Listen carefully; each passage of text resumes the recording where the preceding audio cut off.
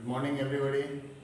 Satyendra private ITI की ओर से digital learning class में आप सबों का स्वागत है। जैसे कि पिछले क्लास में हमने देखा मेटल आयरन ओर्स के बारे में। अलग अलग आयरन ओर्स है जिसमें अलग अलग परसेंटेज में हम लोग को धातु प्राप्त होती है। आज हम लोग देखेंगे एक नया टॉपिक जो कि है प्यूरिफिकेशन मेथड ऑफ आयरन। ठीक है, लोहे की शोधन विधि।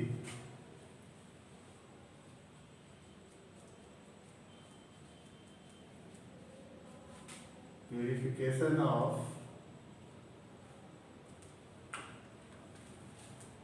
method of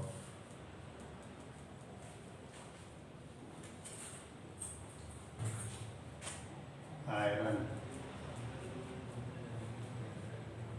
इसमें हम लोग अशुद्धि को कैसे भी आयरन और से अशुद्धियां हम लोग कैसे हटाएंगे। ठीक है, इस चीज के बारे में।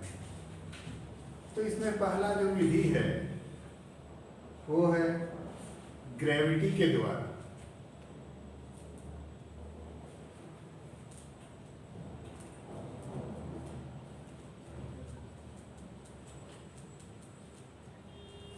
ग्रेविटी। तो इसमें हम लोग इस विधि में हम लोग क्या करते हैं, अयस्क को आयरन ओर को हम लोग पहले बारीक पीस लेते हैं। ठीक है, पीसने के बाद वो छोटे छोटे टुकड़ों में बढ़ जाता है। तो उसको हम लोग क्या करते हैं, बहता हुआ पानी में हम उसको डाल देते हैं। तो जैसे कि वो जब हम उसको पीस करके छोटे छोटे कणों में बना लेते हैं, तो उसमें क्या बहता हुआ पानी में अगर हम डालते हैं तो क्या होगा कि मेटल भारी होने के वजह से वो नीचे बह जाएगा। अशुद्धि जो है वो पानी का बहाव से बह जाएगा। तो इससे हमको आयरन जो हमको नीचे बैठा हुआ मिल जाएगा। ठीक है, अब दूसरा प्रोसेस है जो कि है मैग्नेटिक सिस्टम से।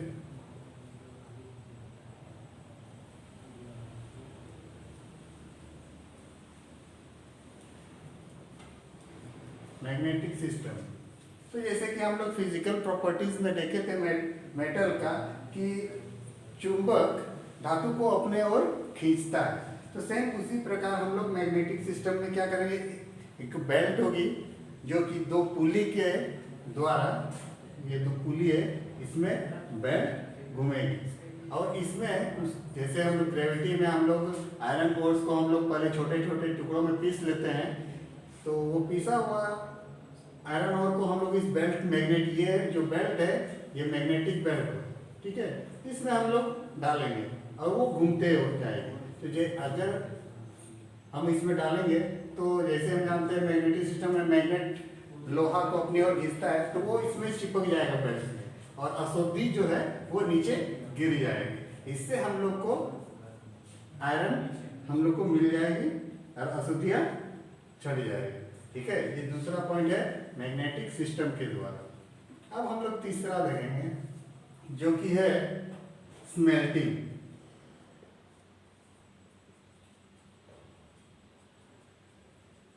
स्मेल्टिंग। अब इस विधि में हम लोग क्या करते हैं, ब्लास्ट फर्नेस में हम लोग लोहे को प्राप्त करते हैं, ब्लास्ट फर्नेस से। ठीक है, तो अब ब्लास्ट फर्नेस में हम लोग कैसे करते हैं इस विधि को आगे हम लोग देखेंगे स्मेल्टिंग की विधि में।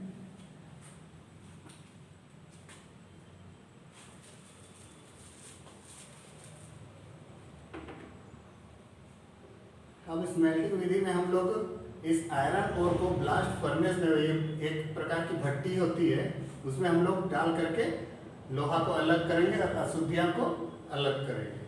तो ये जो ब्लास्ट फर्नेस है ये इस तरह के चिमनी के आकार में होती है। ठीक है, और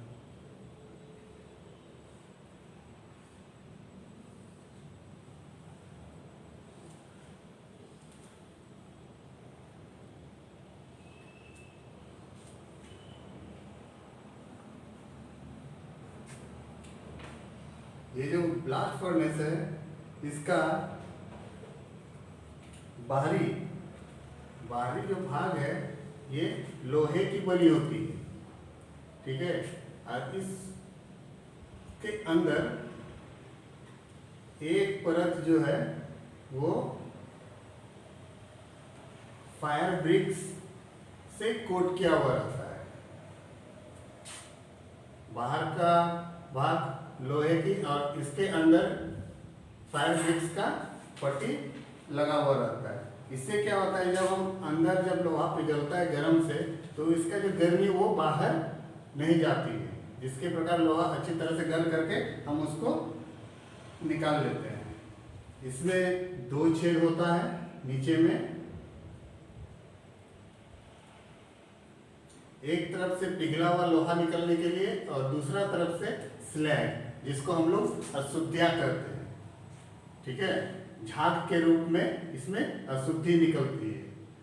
अब इसमें जो है हम ऊपर से, यहाँ देखिए, यहाँ कूप जैसा है जिसमें हम लोग आयरन ओर्स को पीस करके इसमें हम लोग डालते हैं, ठीक है। अब आयरन ओर्स को डालने के बाद उसके अंदर हम लोग चार्जिंग मटेरियल हम लोग डालते हैं। तो चार्जिंग मटेरियल के लिए इसमें हम लोग चूना का पत्थर इसमें हम लोग डालेंगे और कोयला डालेंगे।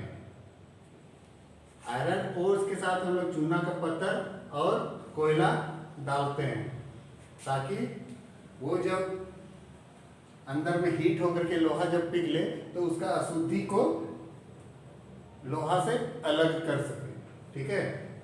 तो वो चूना पत्थर और कोयला को हम लोग चार्ज के रूप में इस्तेमाल करते हैं।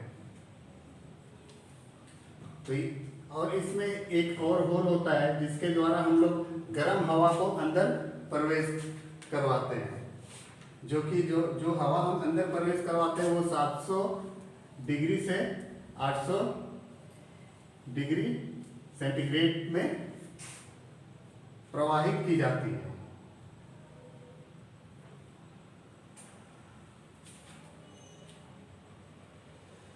और जो लोहा इस ब्लास्ट फर्नेस से हम लोग को प्राप्त होती है वो है हम लोग का पिग आयरन।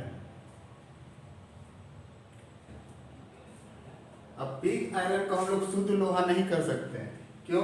क्योंकि इसमें भी कुछ अशुद्धियां रह जाती है।